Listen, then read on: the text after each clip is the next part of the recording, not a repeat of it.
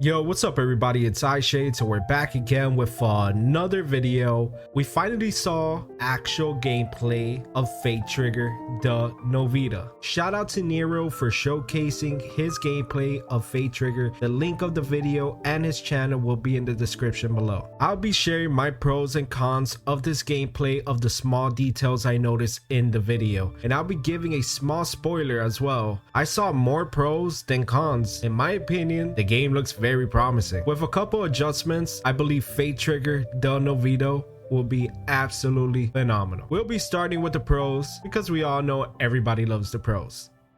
And then later on, I'll be sharing my cons on what I think the game could do to become phenomenal. One thing I noticed from the GAC, Nero is a controller player. There will be controller support on launch, which is absolutely amazing. I am a controller player, and remember, this game is coming to console. I'm not sure if there's aim assist. It looked like from close range fights, but Nero is a pro Apex content creator. You can't really tell because this guy's aim is just absolutely insane. The healing speed rate is very good.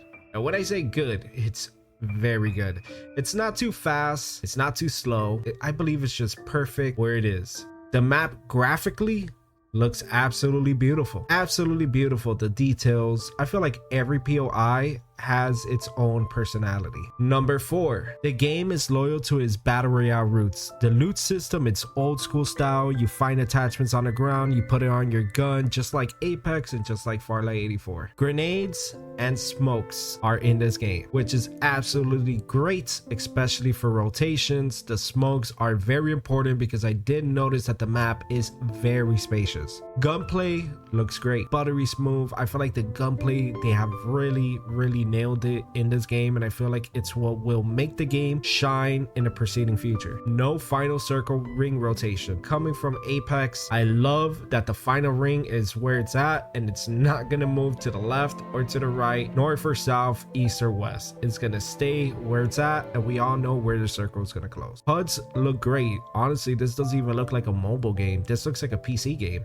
and I'm just curious how the Huds will look on its mobile version. Looting in Death Box. The menu for the looting in Death Box is a 10 out of 10. It's very good. Absolutely phenomenal. How the menu is vertical, I absolutely love it. It's quick, it's easy to use, and it's straight to the point. The game is very team-based. You have to play with your team. If you play in quads, you have to stick with your team. The abilities are very crucial. Stick together to take advantage of one another's ability. The game is very team-based. I will actually love to see this game in a competitive standpoint. Last but not least, a perk system. There is chips in this game that you can find off death boxes, from killing your enemies or finding it on the ground. These perks will have different abilities. They are chips. I don't know how they will play on the game because I have not tried it, but I'm pretty sure we will find out once as we play the game. But I love the fact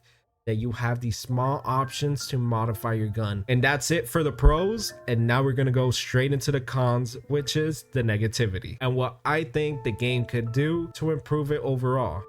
All right, so here are the cons. Starting off, res takes 9 seconds. It takes 9 seconds to res your down teammate. I believe that takes way too long, and that needs to be adjusted. Second, TTK is very fast. In my opinion, there has to be some sort of adjustment. The map is so spacious, you could get knocked very fast if you're not positioned correctly. And going back to the map, visually it looks amazing, but it's very spacious between POIs, and there's many open points. Vehicles will be the meta in this game. If you do not have a vehicle, you are at a complete disadvantage. There's a lot of high points, so the vehicles are desperately needed for rotations. The game, in my opinion, needs a slide mechanic in order to be able to use movement, at least when you're caught in the open. I noticed there's some movement abilities. Still believe that the game needs either a slide or a rolling mechanic. And last, climb and mount struggles on certain objects. I don't know if any of you remember the first Warzone on Verdansk. And there was certain situations where you were not able to climb a little hill, a simple rock.